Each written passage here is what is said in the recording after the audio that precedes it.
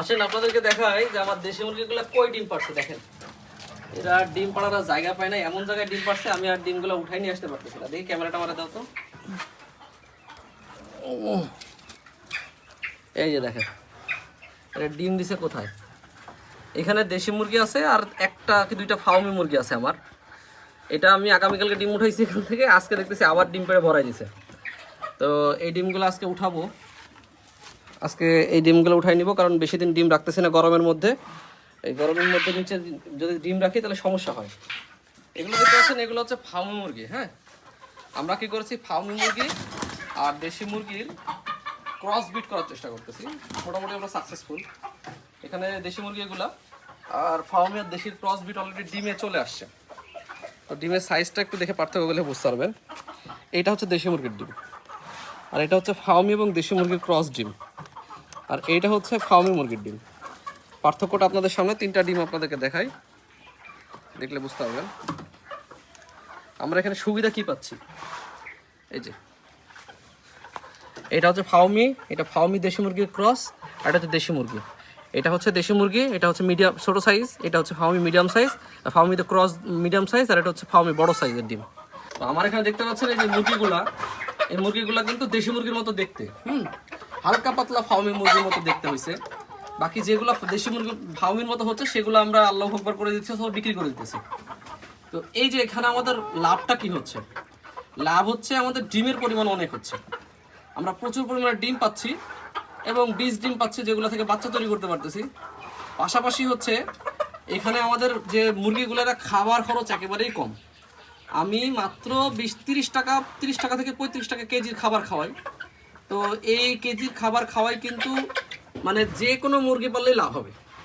এখন আপনারা যদি খাবার খরচ নিয়ে খাবার নিয়ে যদি ডিটেলস ভিডিও চান আমাকে বলতে পারেন, আমি ডিটেলস ভিডিও দেবো। খুবই গরম, কথা বলা কঠিন হয়ে যাচ্ছে, তারপরেও কথা বলার চেষ্টা করতেছি আপনাদের সাথে, কারণ অনেকেই হচ্ছে ডিসিশন নিয়ে ভুগতেছেন কী করবেন, দেশি মুরগির খামারের সাথে কি আসলে ক্রসবিট করলে করা যায় কিনা। আমি বলবো আপনারা দেশি মুরগির খামার যদি করেন তাহলে এখন বর্তমানে সিচুয়েশনের সাথে যেহেতু দামও বেশি, আপনারা কিছু দেশি এবং ফার্মের ক্রসবিট করে নিতে পারেন।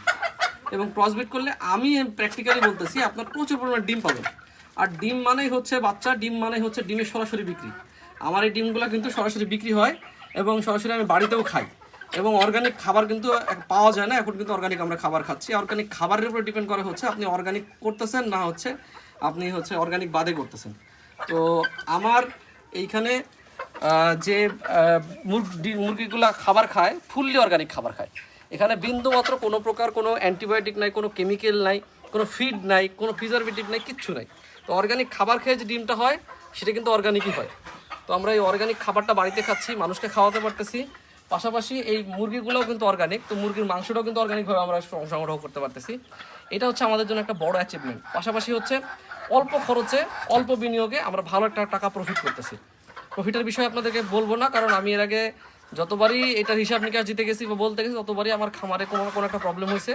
তাই আপনারা শুধু মাশাল্লাহ বলবেন, মাশাল্লাহ আমি এখন প্রফিটেবল, এতটুকুই যথেষ্ট।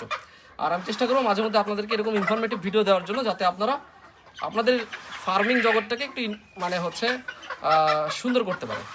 তো এখানে দেশি মুরগির সাথে ফার্মিং করার সবথেকে বড় চ্যালেঞ্জটা হচ্ছে এটা, আপনাকে 6 থেকে 8 মাস সময় হাতে রেখে কাজ করতে হবে। পাশাপাশি আপনাকে দেশি মুরগি পালতেই হবে, আর এর ফাঁকে আপনাকে একটা নিজস্ব ব্রিড তৈরি করে নিতে হবে। যেমন আমার নিজস্ব ব্রিড হচ্ছে ওইগুলো। হ্যাঁ, এগুলো আমার হচ্ছে ফার্মি এবং দেশি মুরগি ক্রস ব্রিড, যেটা হচ্ছে এই মুরগিগুলো রেডি হয়ে গেছে।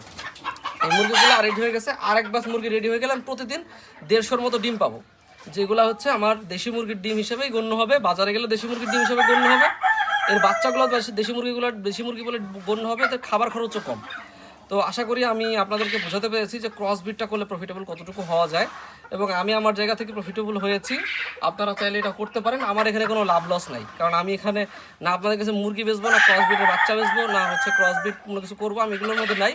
আমি আমার যে পার্সোনাল এক্সপিরিয়েন্স, আমি হাটে বিক্রি করি, আমার পাইকার আছে, পাইকারদের কাছে বিক্রি করি। তো সেই জায়গা থেকে আমি আমার অভিজ্ঞতা আপনাদের কাছে শেয়ার করলাম। তো সবাই এটা কেমন লেগেছে অবশ্যই কমেন্ট করে জানাবেন। আর সবাই ভালো থাকবেন, সুস্থ থাকবেন। ধন্যবাদ। আসসালামু আলাইকুম।